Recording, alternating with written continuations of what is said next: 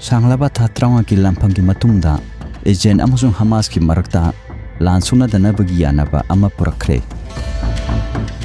Masigi yanaba asina hingsa asilo sili amusung lanpasung thadokpa lamphum adugi lanjenakhiba Palestinian singi miyosing haknabagi asa piri.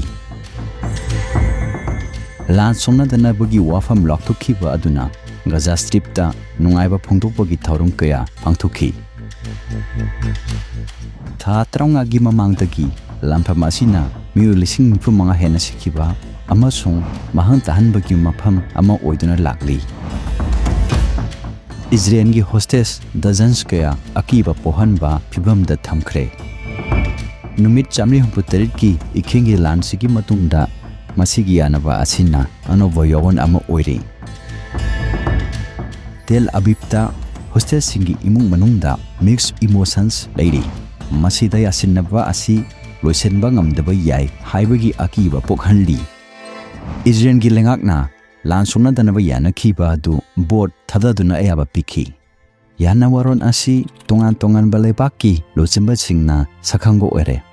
Israel Prime Minister na hanigi President amasung hojiki annou na President uraklaba Trump aningapu matem pangbibagi damak thagatpa phongtokhi. Lanjenariba Palestinian singi miyoi lakh kayana makhoi gi lemhoriba yumsing aduda halaknaba semsari. CEASEFIRE si tangkak ohumda thabo oina pangthokani.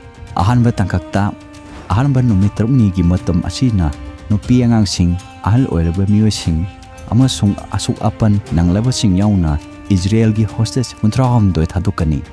Masigi mahutta Israel na Palestine gi jail da leipa miyoi lesing kaya thadokpa Israel gi lame singna Gaza da mi yamna tinbam phamsingdagi laphuklagani.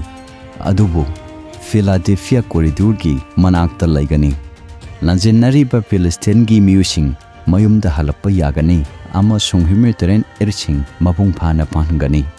Ani supa tangkakta lan loisenbagi numit 30 dagi hauraga lemhoriba hingliba hostage sing thadokpa maruwaina Israeli nupalan missing mafung phana lathuknaba wari sanabar hokre. Hairiba condition sing asi Israeli cabinet na board biduna khananaba yanakre. Aroiba tangkakta lemhoriba hostage ki hakchang sing amata halakhanba amasung Gaza amu hanna sungatpa yahogani. Adubu lan thenaraba matungda Gaza da kanana lengakani haibagi matangda hojik yanaba amata leite. Hojik malem asina yanariba si mahi yalakpa uba phangli. Hamas na Israeli hostage thadokpa hokre amasung Israel na Palestinian sing Israel gi jail digi thadokpa hokre. Myoy babu yumda pusalakpa amasung myoy bezati na mai pakpa ngami haiba praman tawagi matamni.